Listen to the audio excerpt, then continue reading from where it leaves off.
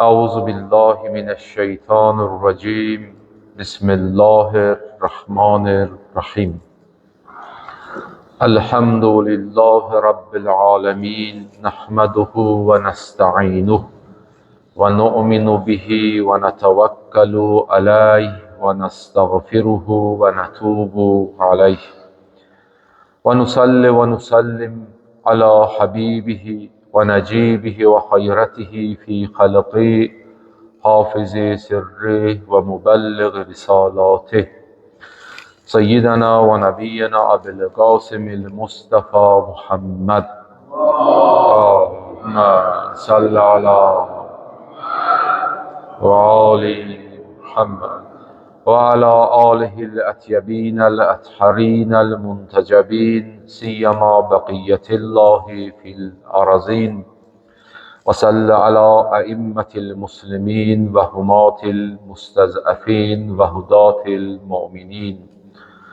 أوصيكم عباد الله ونفسي بتقوى الله قال الله تبارك وتعالى في كتابه الكريم بسم الله الرحمن الرحيم يا أيها الناس إنا خلقناكم من ذكر وأنثى وجعلناكم شعوبا وقبائل لتعارفوا إن أكرمكم عند الله أتقاكم إن الله عليم خبير. Aziz dostlar, aziz kardeşler, mübarək cümə günüdür inşallah. Allah bu günü hamımıza bərəkətli eləsin inşallah. Özümü və siz əzizləri bu mübarək gündə ilahi təqvaya dəvət eləyirəm. Allah bizə həqiqi təqvanı nəsib eləsin inşallah. Birinci xutbəmin mövzusu Qur'an-ı Kərimdə ictimai əlaqələrin əsaslarıdır. İctimai əlaqələr Qur'an-ı Kərim baxımından hansı əlaqələrdir? Bilirik ki, bizim mübarək dinimiz, İslam dini ictimai bir dindir və bu baxımından birliyə, cəmiyyətə çox önəm verir.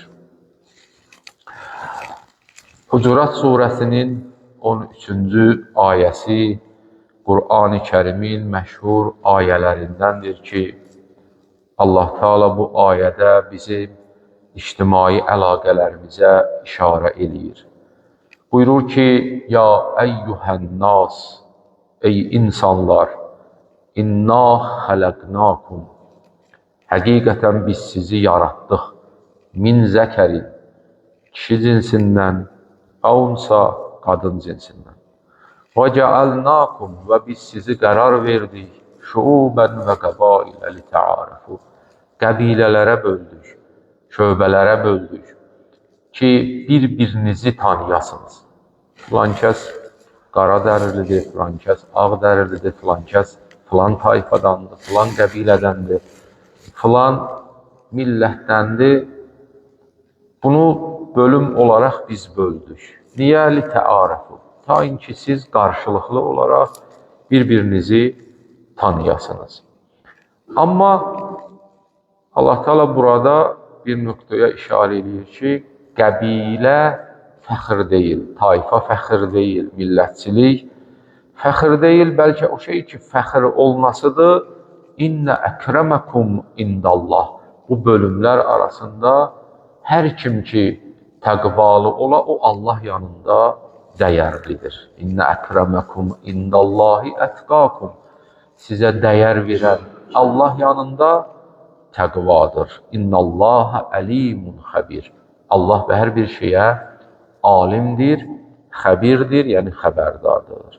Yəni deyə bilməzsən ki, mən məsələn zahirdə özümü imanlı göstərəsən, batində imanın olmaya, Allah daxildən xəbərdardır. Nə qədər də insan görmüşük, özünü zahirdə mömin göstərir, amma bəzi yerlər var ki, görürsən, orada artıq onun içərisi açılır, tökülür, ya qorxaqlığınla mı, ya məsələn, bəzi vaxt elə bir zaman gəlir ki, o zamanda görürsən ki, bu artıq qabağa çıxa bilmir. Artıq bu məsələn, bəzi şeyləri mənimsəyib, özünün bilir. Orada onun içərisi üzə çıxmış olur.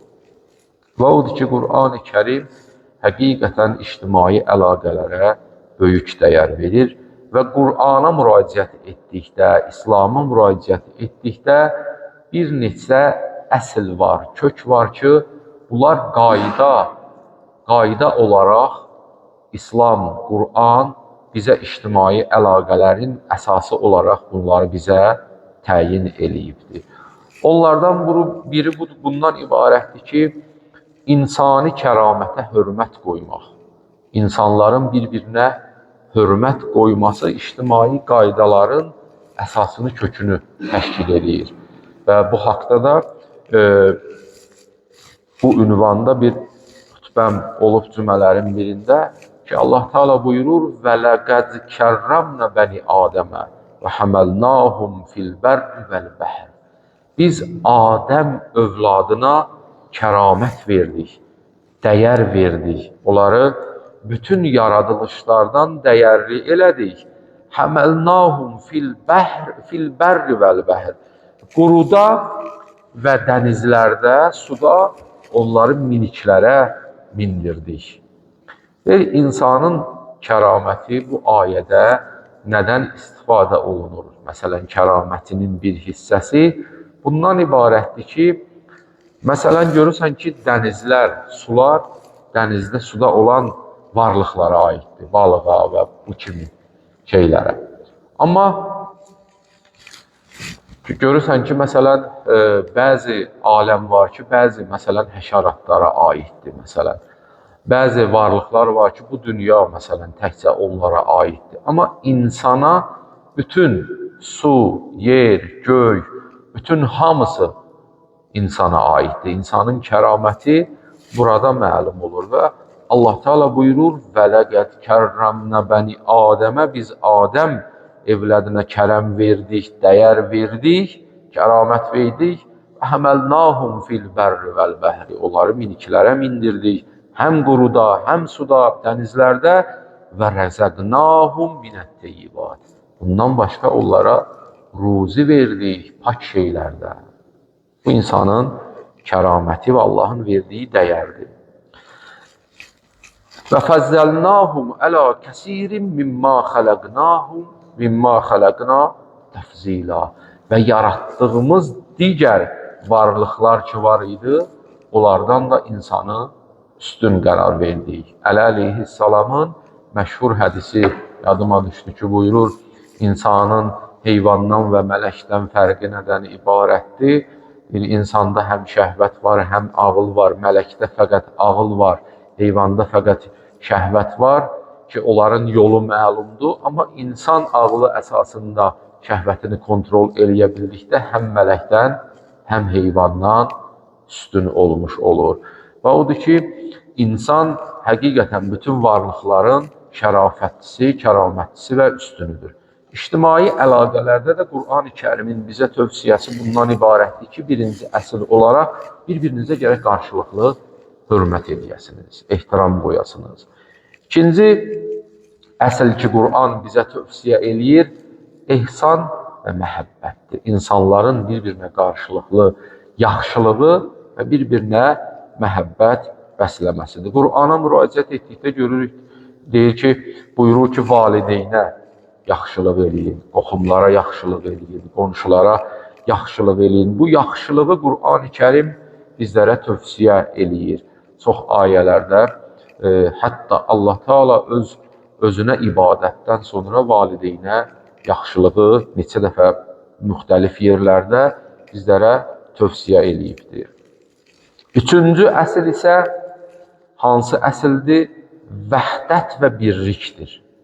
Vəhdət və birlik. İnsanların birliyi, insanların vəhdətidir. Həmişə istər xristiyanlıq olsun, istər yəhudiyyət olsun, istər İslam dini olsun, həmişə iki cəbhə var. İstər hamısını bir-birinə qarışdır, fərqi yoxdur. Bir haqq cəhbəsi var, tərəfi var, bir batil tərəfi var. Ki, o dinlərdə də öz zamanında bu cür idi. Haqq tərəf və batil tərəf. Ki, insanlar o dinə xidmət eləyənlər, o dinə qulluq eləyənlər, o din əsasında ibadət eləyən insanların hamısı bu iki cəbhə əsasında bölünürdü. Haqq tərəf və batil tərəf. Amma Allah Teala əsas kök olaraq insaniyyəti birinci bizə deyir, sonra məhəbbət və ihsanı, sonra isə birliyi. Yəni insaniyyətə hörmət eləməsək, məhəbbət ihsanın mənası olmur. İnsanlığa gərək insanlar bir-birinə qarşılıqlı hörməti, ehtiramı ola ki, aralarında məhəbbət yarana, bir-birinə yaxşılıq etmə aralarında yarana. Sonra bundan sonraki mənim, məsələn, qarşı tərəfə doğru yaxşılığım var, məhəbbətim varsa, biz artıq birləşə bilərik. Bu üçüncü əsildir ki, Qur'an-ı Kərim bizə təyin edir. Vəhdət və birlik, vahid ümmət olmadı. Bu gün də dünyada gedən bəzi proseslərdə buna diqqət edirik. Görürük, Avropadandır, dini xristiyanlıqdır. Məsələn, haqq cəhbəsinin yanındadır. Məsələn, İspaniya kimi devlət. Və burada insaniyyət olduqdan sonra, ehsan olduqdan sonra, yaxşılığı pislikdən ayırdıqdan sonra artıq üçüncü əsas olaraq birlik və vəhdətə Allah Teala Qur'an-ı Kərimdə işarə edir. Dördüncü, ədalət və insafdır ki, ictimai əlaqələrdə ədalət və insaf əsl və köklərdən hesab olunur, sütundan hesab olunur. Qur'anda Allah buyurur, İnnallâhe ya'muru bil ədli vəl ihsan. Allah Teala sizə əmr eləyir ədaləti və ihsanı, yaxşılıq etməyi bir-birinizə Allah sizə əmr eləyir. Ədalətin mənası nədir? Ədalət hansı anlamdadır? Ədalət bu anlamdadır ki, hər bir şeyi öz yerində görməyə ədalət deyirlər. Yoxsa məsələn, eyni səviyyədə hamıya baxmaq bu ədalət deyil. Eyni səviyyədə hamıya baxmaq musavat hesab olur. Amma ədalət budur ki, hər kəsə öz səviyyəsində, ehtiyacı qədərində baxmaq və hər şeyi öz yerində qərar verməyə ədalət deyirlər. Və bəzi vaxt dualarda Allaha xitabən deyirlər ki, ilahi, qiyamət günü bizlə ədalətinlə rəftar eləmə, mərhəmətinlə rəftar elə. Allah qiyamət günü bizlə ədalətinlə rəftar etməli olsa, gərək xırda bir əməlimizə belə göz yumulmuya və heç bir mərhəmət və rəhm olunmuya. Odur ki, dualarda həmişə bu dua olunur ki, ilahi bizə öz ədalətinlə yox, bəlkə mərhəmətinlə rəftar elə. Ədalətlə rəftar çox ağırdır. Amma Allah Teala bu ədaləti əsl qərar verir, kök və sütun qərar verir, ədalət və insafı. Nəql olunur ki, bir nəfər İmam Zaman əleyhissalamdan görüşmək üçün Səhlə məscidinə 40 gün getdi. Axırda 40 həftə getdi. Axırda 40-cı həftə İmam Zaman əleyhissalam dedi, əgər məni həmişə görmək istəyirsənsə, məsələn, filan qıfıl düzəldən kişinin yanında məni gör. Getdim, gördüm. Orada gör o kişi nə iş görürsən, məsələn, ona bax o işi gör. Lazımdır, məsələn, 40 həftə Səhlə məscidinə gəlib gedəsən. Getdim, gördüm, kişi qıfıl düzəldir və bir nəfər gəldi, ona məsələn, bir qıfılya müəyyən bir əşya gətdi. Dedi ki, buna məsələn 2 dirhəm ver. Gördüm ki, o kişi deyir ki, bunun dəyəri 5 dirhəmdir. Mən bunu səndən 4-ə alıb 5-ə satacağım. Amma satan elə 2-yə də razı idi. Deyir, bunlar alış-verişini elədi, getdilər. İmam mənə buyurdu, gördün insafı, nə cür rəftar elədi. İstəsə 2-yə alardı, elə xeyri də məsələn olardı 3. Deyir, ehtiyac yoxdur, məsələn, 40 həftə məni gəzəsən, yaşayışda ədalətli ol, mən gəlib səni və sizi özümüzü taparam.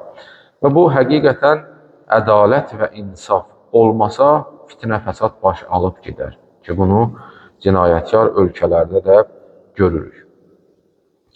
5-ci olaraq əsl və əsas ki, ictimai əlaqələrdən hesab olunur, ictimai məsuliyyətləri qəbul etməkdir.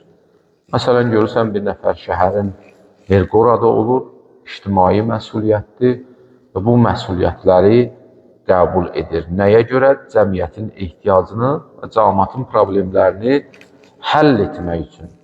İctimai məsuliyyəti qəbul etmək həqiqətən də çox mühüm məsələdir. Yəni, sadəcə olaraq xırdalı, böyüklü hər bir məsuliyyət ki, ictimai məsuliyyət sayılır, hətta dini vəzifə bir axundun məsuliyyəti də görürsən, özü bir növ ictimai məsuliyyətdir, dəfini var, kəfini var, belə deyək, məscidin idarəsi var. Bu ictimai məsuliyyəti qəbul etmək özü böyük bir cürət istəyir, böyük bir şücaət istəyir ki, ictimai əlaqələrin yaranmasının əsasında hesab olur. Görürsən, ehtiyacı olan gəlir az, açır axında, ehtiyaclı olan, dərdi olan gəlir. Yəni, bəlkə də deyərdim ki, bir məscid axundu, hər tərəfi nəzərə alsan, yaxşı axund həm psixologdur, həm yaxşı imamdır, həm yaxşı, belə deyək, din xadimidir, həm yaxşı köməkçidir, həm yaxşı idarəçidir, həm yaxşı müdürdür.